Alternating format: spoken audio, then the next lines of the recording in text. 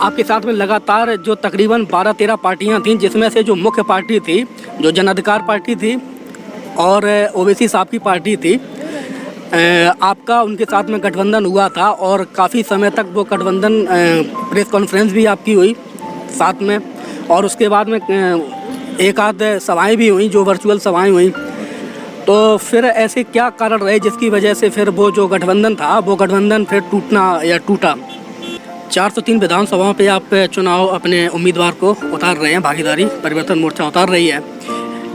लगातार आप बीजेपी को सत्ता से बाहर करने की बात करते हैं। चंद्रशेखर हैं वो भी लड़ रहे हैं, अलग लड़ रहे हैं। अभी भागीदारी जो मोर्चा जिसमें आपका गठबंधन था वो अलग हो गया है, तो वो भी चुनाव लड़ रहे हैं। तो इस तरीके से उत्तर प्रदेश में कई जो बड़ी पार्टियां या संगठन हैं वो एक मोर्चा बना के चुनाव लड़ रहे हैं। तो इस तरीके से तो जो वोटों का जो डाइवर्ट होगा, वोट बटेगा जैसे, ठीक है, तो इस पे आपका क्या कहना है? फिर तो मतलब सत्ता से बाहर कैसे कर सकते हैं उसको? फिर भी हमने चंद्रशेखर को योगी के विरोध में समर्थन दे दिया है। जब मैं पहली बार अखिलेश को मिला तो अखिलेश ने मुझे पूछा, क्योंकि वो मेरा देखता है, कहा कि ईवीएम का क्या किया जाए। वो तो साथ में 50% हल किया, वो तो साथ में आना नहीं चाहती ना। 50% हल किया। आपका संघर्ष है वो सही है, लेकिन विकल्प उसका मैं विनय हूँ और आप देख रहे हैं VR1 न्यूज़। उत्तर प्रदेश के 2022 चुनाव को लेके लगातार सरगर्मी बढ़ी हुई है और उत्तर प्रदेश में जो तमाम पार्टियां हैं वो पार्टियां चुनाव प्रचार में लगी हुई हैं। मतदान शुरू हो चुका है, जिसको लेके उत्तर प्रदेश के जनपद औरैया के बाबरपुर में आज बाबर मेश्राम साहब आए थे, जो राष्ट्रीय परिवर्तन मोर्चा के जो राष्ट्रीय अध्यक्ष हैं। यहाँ पे आज रोड शो था और एक चुनावी सभा थी जो यहाँ पे संपन्न हुई है। तो अभी हमारे साथ में मेश्राम साहब हैं। सर, आपका बहुत बहुत स्वागत है VR1 न्यूज़ में। धन्यवाद VR न्यूज़ का। अभी आप पूरे प्रदेश भर में 403 विधानसभाओं में चुनाव लड़ रहे हैं, तो सब जगह आप जा रहे हैं, आपको कैसा क्या माहौल नज़र आ रहा है? 15 लोगों के स्टार प्रचारकों की टीम है, तो लोग जो है सारी जगह घूम रहे हैं। तो हम लोगों को जो सपोर्ट है वो एक विशेष बात है कि शेड्यूल कास्ट के लोग भी सपोर्ट कर रहे हैं, MBC के लोग भी सपोर्ट कर रहे हैं, OBC के लोग भी सपोर्ट कर रहे हैं, माइनॉरिटी के भी लोग सपोर्ट कर रहे हैं।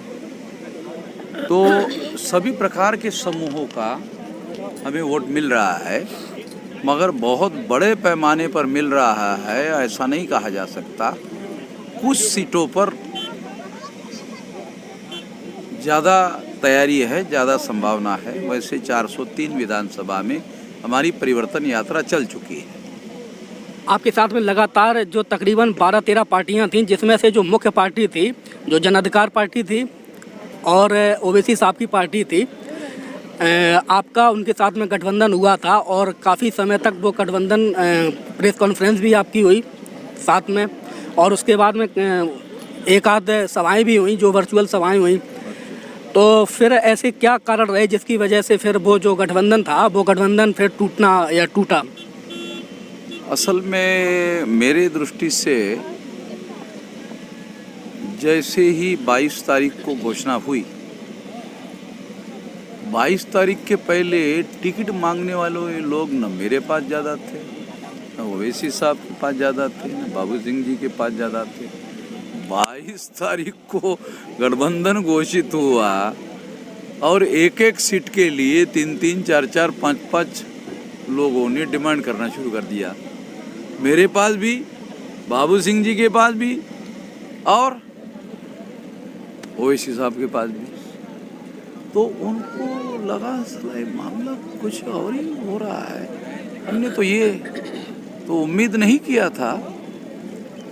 तो 22 तारीख के पहले 380 सीटों पर सहमति हो गई थी। 14 सीट ओवैसी साहब के विवादित थे और 9 सीट बाबू सिंह जी के विवादित थे। कार्यकर्ताओं ने जो उनके हमारे 380 सीटों पर सहमति हो गई और प्रेस कॉन्फ्रेंस में घोषित किया गया कि 380 सीटों पर सहमति हो गई है, केवल 23 सीटें बाकी है, 3 दिन में फाइनल कर देंगे। तो जैसे ये नेता के पास ये माहौल चेंज हो गया और ये नेशनल खबर हो गई, ये नेशनल खबर हो गई, बहुत बड़ी चर्चा का विषय हो गया और मैंने ये बयान दिया कि अब लड़ाई समाजवादी वर्सेस आपने होगी, ये लड़ाई हमारे बीच में होगी।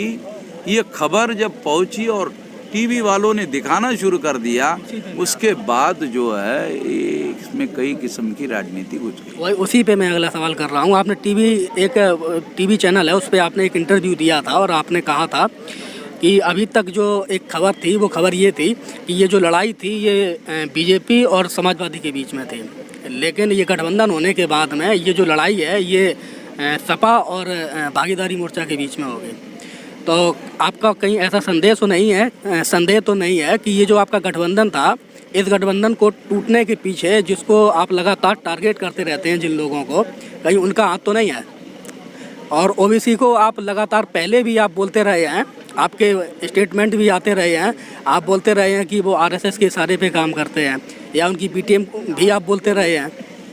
मैंने पब्लिकली कभी भी बी टीम वगैरह नहीं कहा है ओवैसी जी को, मगर मेरा क्रिटिकल एनालिसिस ये था कि ओवैसी जी की वजह से जब वो मुसलमानों के मुद्दों को बहुत ज़्यादा हाईलाइट करते हैं तो मामला हिंदू मुसलमान का बनाने में आरएसएस बीजेपी को इनडायरेक्टली सपोर्ट हो जाता है। तो आप लोगों ने देखा होगा 22 तारीख के प्रेस कॉन्फ्रेंस में उनके वर्शन को रिकॉर्ड में देख लो, वो मजलूमों की, दलितों की, पिछड़ों की, अकलियतों की बात कर रहे हैं। रिकॉर्डेड बातें हैं सारी चीज़ें।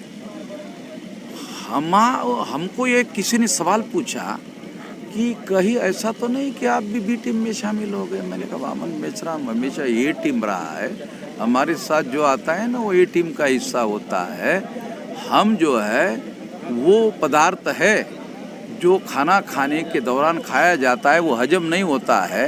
वो क्या पदार्थ होता है जानते हो? वो एक पदार्थ होता है फाइबर। तो हम फाइबर है, कोई आदमी हमें हजम नहीं कर सकता, वो बाहर निकल जाता है, हजम नहीं कर सकता। तो हुआ क्या? आपने सही सवाल पूछा, उसका जवाब भी मैं देना चाहूँगा। वो ये है कि जो नॉन यादव वोटर है, जो बीजेपी के पास जाने वाला था, उसी का मुख्यमंत्री हो गया घोषित। जो मायावती का जाटव चमार वोटर है, उसका दूसरा सीएम हो गया। तो मायावती भी इनडायरेक्टली जो बीजेपी को सपोर्ट कर रही थी, उसका भी हमने रणनीतिक रूप से खेल तमाम कर दिया और 3 उप मुख्यमंत्री घोषित किया। वो जातियां समाजवादी के विरोध में बीजेपी को समर्थन करती थी, पिछले चुनाव में किया था। जब उनको ही रिप्रेजेंटेशन मिल गया तो बीजेपी पहले दिन 22 तारीख को बम थी। बम समझते ना आपके इलाके का शब्द? उनको अभी तो समाजवादी गई। वामन मेश्राम ने तो समाजवादी का बेड़ा गर्क कर दिया। 22 तारीख को जिन लोगों को ऐसा लग रहा था कि समाजवादी को नुकसान होगा, उन लोगों ने 3 दिन में आकलन कर लिया कि ये समाजवादी का नुकसान नहीं होगा, ये संघ परिवार का इसमें नुकसान होगा, क्योंकि जो नॉन यादव, पिछड़ी और एमबीसी जातियां है, ये इधर अब सरकेगी विकल्प के तहत। अच्छा, एक चीज़ और है, जैसे आप 403 विधानसभाओं पे, इसकी वजह भी एक वजह ये भी जी 403 विधानसभाओं पे आप चुनाव अपने उम्मीदवार को उतार रहे हैं, भागीदारी परिवर्तन मोर्चा उतार रही है। लगातार आप बीजेपी को सत्ता से बाहर करने की बात करते आए हैं और लंबे समय से आप सभाओं के माध्यम से आपका संघर्ष जो है वो किसी भी शब्द से उसको अवॉइड नहीं किया जा सकता। चंद्रशेखर हैं, वो भी लड़ रहे हैं, अलग लड़ रहे हैं। अभी भागीदारी जो मोर्चा जिसमें आपका गठबंधन था वो अलग हो गया है, तो वो भी चुनाव लड़ रहे हैं। तो इस तरीके से उत्तर प्रदेश में कई जो बड़ी पार्टियां या संगठन हैं वो एक मोर्चा बना के चुनाव लड़ रहे हैं। तो इस तरीके से तो जो वोटों का जो डाइवर्ट होगा, वोट बटेगा जैसे, ठीक है। तो इस पे आपका क्या कहना है? फिर तो मतलब सत्ता से बाहर कैसे कर सकते हैं उसको? जी ने जब राजनीति शुरू की थी तो ये सवाल उनको भी पूछे जाते थे, तो उनका ये जवाब होता था कि ये ऐसा होता रहेगा, ये संक्रमणकालीन दौर है। संक्रमण में लोग बिखरे रहते हैं और आंदोलन सही और सच्चा चलाने वाले लोगों के पास समय का अभाव होता है। लोगों को कंसोलिडेट करने के लिए बिखरे हुए लोगों को तो समय लगता है। मेरे शब्द नहीं, ये काजीराम जी के शब्द है। संक्रमण शब्द यूज़ किया था। ट्रांजिशनल पीरियड है, तो ये ट्रांजिशनल पीरियड है, संक्रमणकालीन दौर है। हमारा आंदोलन बहुत विशाल है, तो छोटे छोटे लोग जो है खड़े होते रहते हैं, क्योंकि वो संवैधानिक अधिकार है लोगों को। मगर हम कंसोलिडेट करने में सफल होंगे, इसमें भी होंगे और आगे भी होंगे। आगे क्या संभावना की जा सकती है? क्योंकि अभी चुनाव बाकी है, चल रहा है, गठबंधन की संभावनाएं क्या की जा सकती हैं अन्य दलों से या अन्य? 17 डिस्ट्रिक्ट प्रेसिडेंट चंद्रशेखर के मायावती के साथ चले, एक नेशनल सेक्रेटरी भी चला गया है, और पश्चिमी उत्तर प्रदेश के लोग बोल रहे हैं कि अब सिग्निफिकेंट असर नहीं है। फिर भी हमने चंद्रशेखर को योगी के विरोध में समर्थन दे दिया है। दोबारा घोषित करता हूँ, चंद्रशेखर को हमारा समर्थन रहेगा। जब वो दिल्ली में मेरे पास मिलने के लिए आया था कि मैं मोदी के खिलाफ लड़ना चाहता हूँ, मैंने कहा पूरे समर्थन रहेगा। वो वाराणसी गया, फिर उसने लड़ाई नहीं लड़ी, अब की बार लड़ रहा है, तो चलो ठीक बात है। अच्छा, एक चीज़ बताइएगा कि लगातार बहुत लंबे समय से पूरे देश में आपने परिवर्तन यात्रा निकाली थी ईवीएम के विरोध में, और अभी चुनाव जारी है, और लगातार जो मीडिया के माध्यम से, क्योंकि पहले मीडिया ईवीएम का मुद्दा नहीं उठाती थी, ईवीएम की खबर नहीं दिखाती थी, जो मुख्य धारा की जिसको मीडिया बोलते हैं, लेकिन अभी वर्तमान में जैसा कि खबरें आ रही हैं कि कहीं जिलाधिकारी की गाड़ी से ईवीएम बरामद हो रही है, कहीं किसी गांव में जो वोटिंग है वो 400 लोगों की है, लेकिन वहाँ पे जो वोटिंग पड़ रही है 900 लोगों की पड़ रही है, तो वहाँ के जो गांव के लोग हैं वो पूरे बहिष्कार कर देते हैं। तो अभी जो ईवीएम की एक बहुत बड़ी समस्या थी, एक बहुत बड़ा चैलेंज था, उस चैलेंज से निपटने के लिए आपके पास में क्या विकल्प है? क्योंकि आप तो पूरे देश में परिवर्तन यात्रा पहले ही। इसमें दो बातें मैं बताना चाहता हूँ। नरेंद्र मोदी का 9 तारीख को एक बयान आया, लहर है, बीजेपी की लहर है, तो हमने सोचा अब फाइनल हो गया है, नरेंद्र मोदी ने ईवीएम का इस्तेमाल करने का फैसला कर लिया है। क्योंकि पिछले बार विधानसभा में जितना वोट पड़ा था उससे 1-2% कम हो गया। जब लहर होती है तो वोट परसेंट 80 तक जाता है। उसने कहा लहर है, मगर वोट परसेंटेज 1-2-1.5% घट गया पिछले विधानसभा के मुकाबले में, तो लहर नहीं है। मगर लहर है ऐसा कहा, इसका मतलब है कि नरेंद्र मोदी ने फैसला कर लिया ईवीएम के इस्तेमाल करने का। तो इसके लिए जब मैं पहली बार अखिलेश को मिला तो अखिलेश ने मुझे पूछा, क्योंकि वो मेरा देखता है, कहा कि ईवीएम का क्या किया जाए। मैंने कहा केवल एक इलाज है, 2 इलाज नहीं है।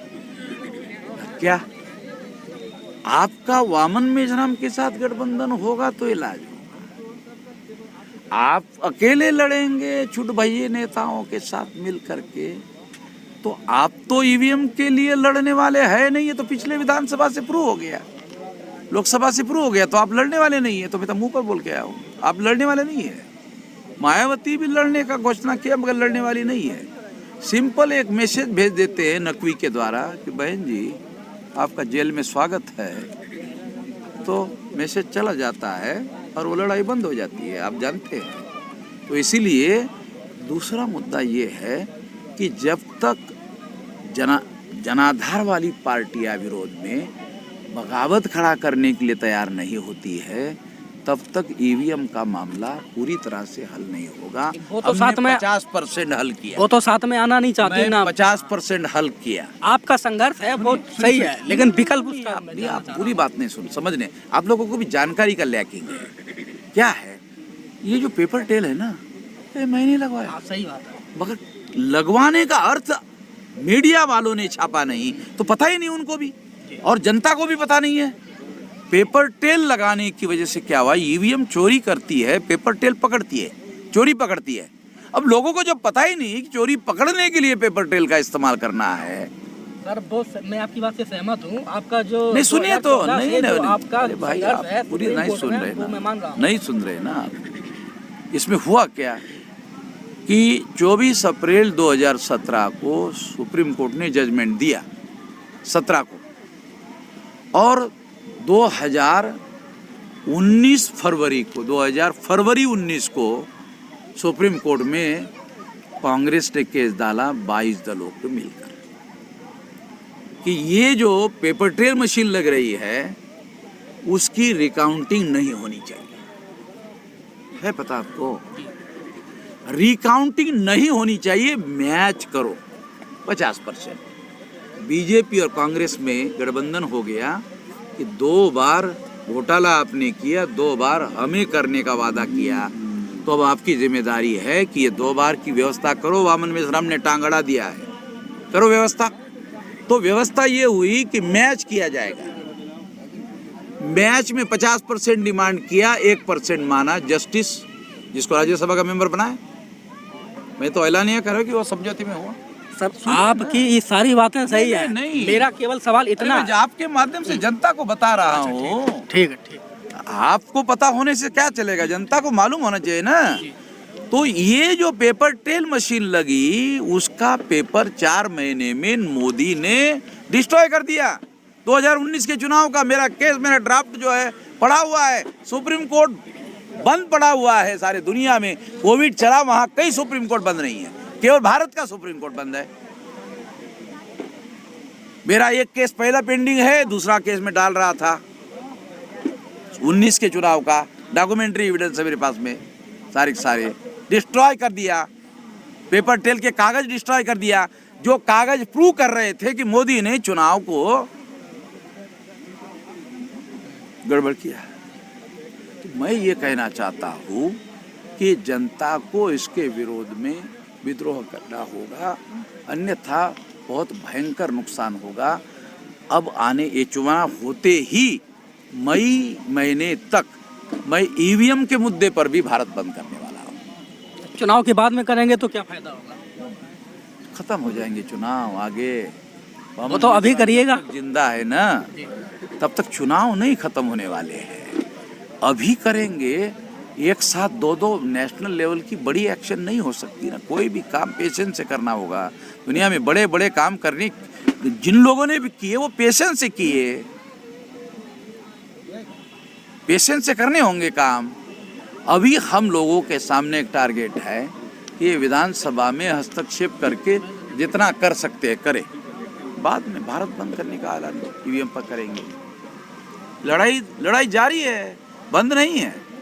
इसका मामला सेट मैं ही करूंगा और कोई करने वाला ही नहीं है। तो सभी लोगों की फाइलें बना के रखा है नरेंद्र मोदी जी, मायावती की फाइल है, अखिलेश की फाइल है। तो ये अभी हमारे साथ में थे वामन मेश्राम साहब। सर हमसे बात करने के लिए बहुत बहुत धन्यवाद और समय देने के लिए। आभारी है।